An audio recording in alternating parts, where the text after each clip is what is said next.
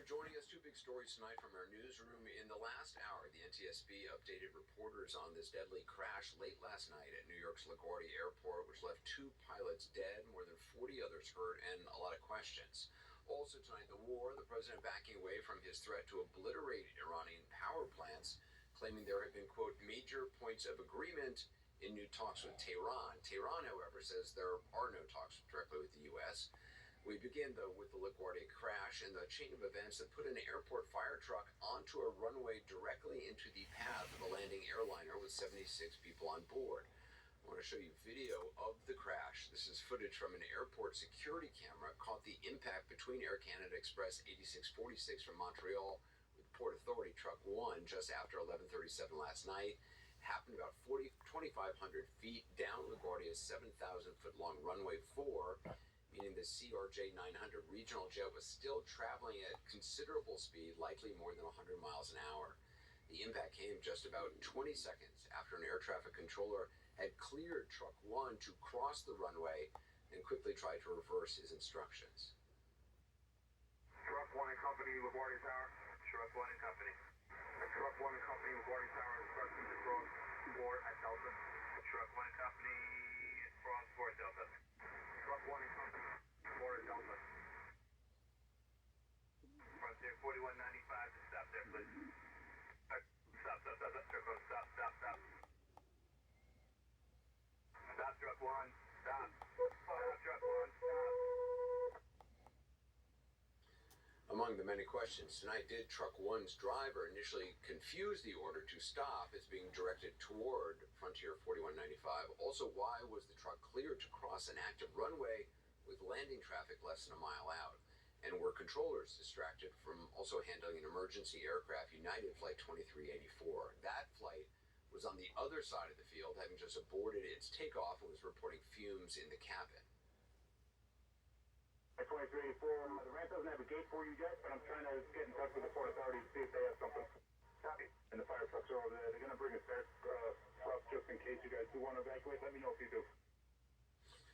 Well, Truck 1 would be cleared to cross runway 4 just 22 seconds later. Flight 8646 impact it killed both pilots, likely instantaneously, shearing the plane's nose off.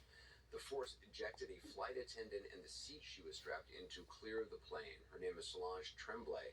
Her daughter says she suffered multiple fractures but is expected to recover. For many others, the recovery may be far more complicated. ATC audio captures the immediate and heartbreaking reaction as the reality of what had just happened sinks in. That wasn't good to watch. Yeah, I know. I tried to reach out to my staff. We were dealing with an emergency earlier. No, man, you did the best you could.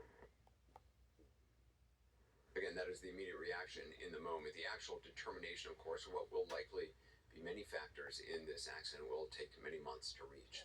Late today, the NTSB spoke to reporters. Shimon Prokupes was at the press conference. He joins us now. So, Shimon, what are authorities at this point saying? Well, certainly, Anderson, a lot of the focus is on those air traffic controllers and what was going on inside the tower here at LaGuardia Airport.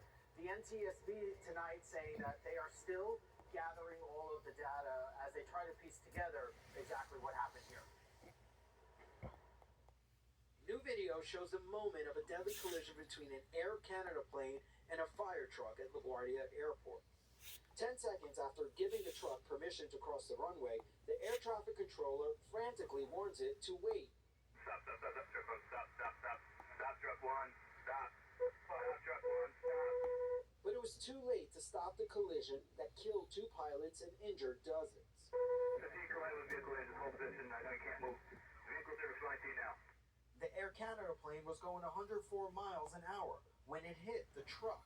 Passenger Rebecca LaCory described the moments just before the crash. You heard the pilot try to brake like he was trying to prevent the collision that occurred. And as you heard the brake, you just, a couple seconds later, it was just a very loud boom. And everybody just jolted out of their seats. People hit their heads. People were bleeding. 41 passengers and 2 crew members went to the hospital. The Port Authority said 32 people have already been released. Many ended up sliding off the plane's wing to exit safely. One of the flight attendant was found alive outside the plane, still strapped to her seat, according to a law enforcement official. It was a very harrowing scene. We were all emotional, and it was just very scary. Transportation Secretary Sean Duffy tried to reassure travelers at a news conference at LaGuardia on Monday. It's incredibly sad. It's troubling. And I just want to let America know that we are working our hearts off to make sure that when people travel, whether by rail or car or by air, that they travel safely. The collision shut down New York City's second largest airport for more than 14 hours, leading to hundreds of canceled flights. This comes as there's already been significant travel disruptions and delays resulting from the government's partial shutdown. Let's acknowledge the tremendous stress, particularly in recent days, that our airline workers are under. And as we come through here, know that this is an ecosystem which is not self-sustaining. So, Sean, what else have you learned about the two pilots who were killed? So they have now been named. One of them, his name is Antoine Foray. He's 30 years old. And then the other pilot is Mackenzie Gunther. But we don't know much more about them at this point, just their names. They have been both described as young pilots, two men who love to fly, and certainly will now, officials say it's just such a sad time and will not be able to go home to their families. It's really tough times here, and certainly for many of the victims here and the people who were aboard the plane, who really just took action to try and save each other to get off that plane. Shimon, appreciate it. Thanks very much. My next guest was one of the passengers on the flight, took this video of himself and others on the tarmac moments after the crash. He said that immediately after impact, several passengers quickly stepped up to help the injured, form lines inside the plane to safely evacuate out the emergency doors. I'm joined now by Jack Cabot. Jack, thanks so much for being with us. First of all, how are you doing? I've had better days. In all honesty, I'm a little shaken up by all this, but I feel grateful to be alive. You were seated where? I was in seat 18A, which was pretty much by the wing on the left side. Okay. Right by an exit row. Yeah, right in front of the exit row. Yeah. Okay. So when did you realize something? That passenger was talking about hearing the brakes? Did you hear that?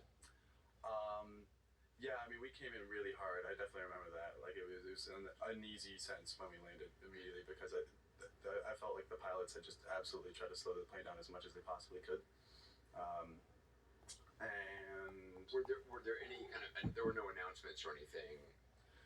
As we came in, they said, prepare for landing, and there was some talk about turbulence, but there was no announcement when we were about to hit the. There was no brace for impact, anything like that. Nothing like that. When did you realize? I mean, did you feel the impact? Did you hear it? Yeah, absolutely. Everybody got completely jolted. I mean, we all, everybody just banged something. I mean, nobody's really expecting to hit a truck in that moment. They're always just kind of sitting a little bit more relaxed back in their seat, and so come the moment of impact, a lot of people hit their head. There was blood. There was screaming. It was a really harrowing moment. Did the plane? And if any of this you don't want to talk about, it's completely fine. But did the plane continue? I mean, was it a sudden halt, or did it go?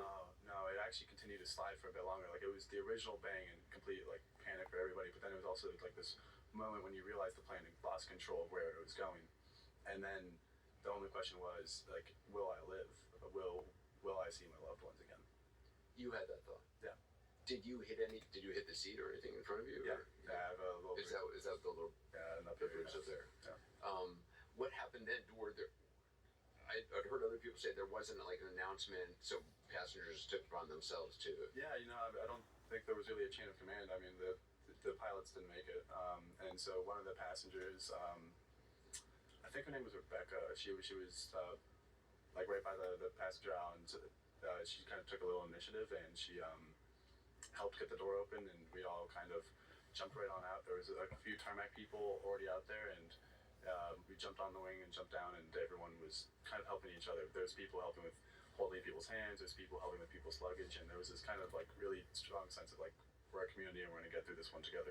And you were out on the tarmac for a while.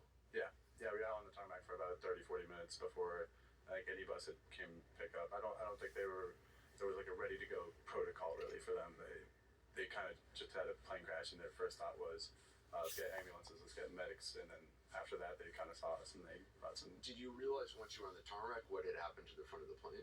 Yeah, that was so I was one of the earlier people out, and as I was out, we're all helping each other out a little bit. The front of the plane actually began to lift off. Like the nose of the plane was originally buried in the ground, and then the plane just started making this crashing sound, and the front of the plane just lifted up about 20 feet in the air to the picture that we see now.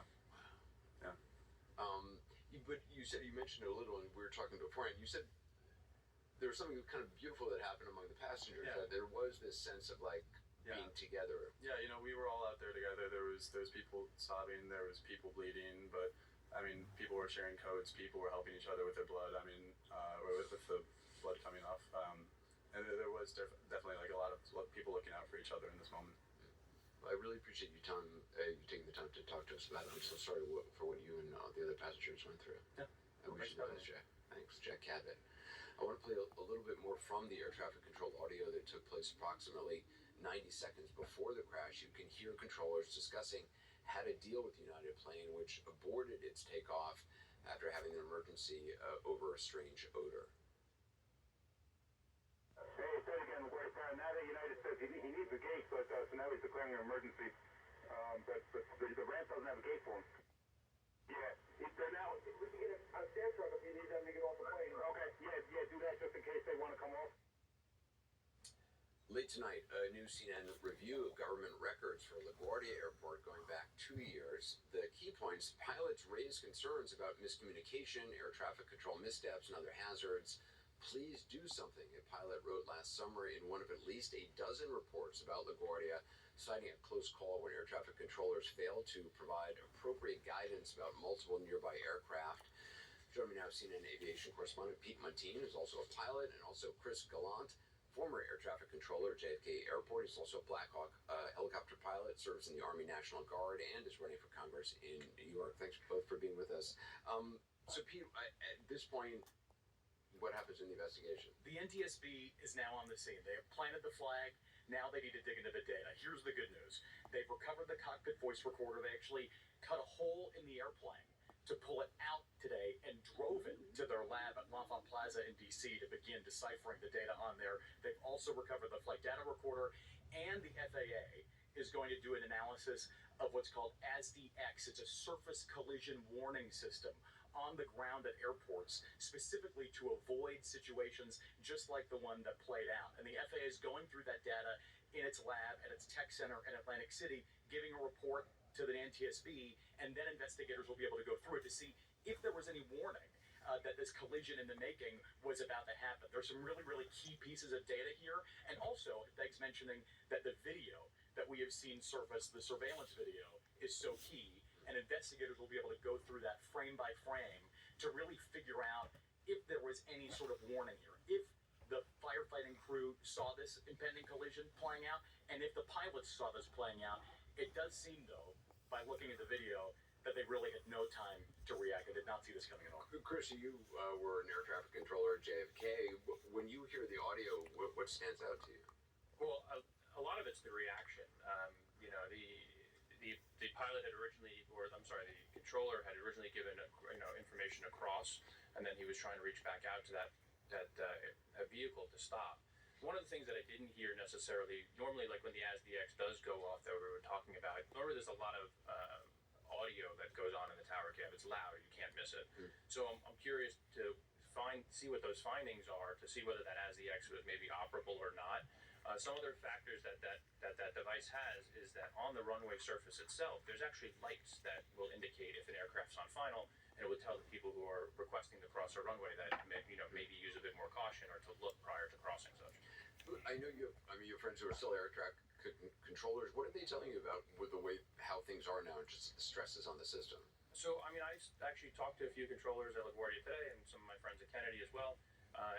This is a situation like this is tragic, and it is stressful. It adds stress, and it hurts all of us, and it hurts the aviation community as a whole. NACA, National Air Traffic Controllers Association, the FAA, both work hand in hand together to have the safest airspace system in the world. Traveling by airline is still the safest method of travel by far. And I would still get on an airplane tomorrow and still feel very safe doing so.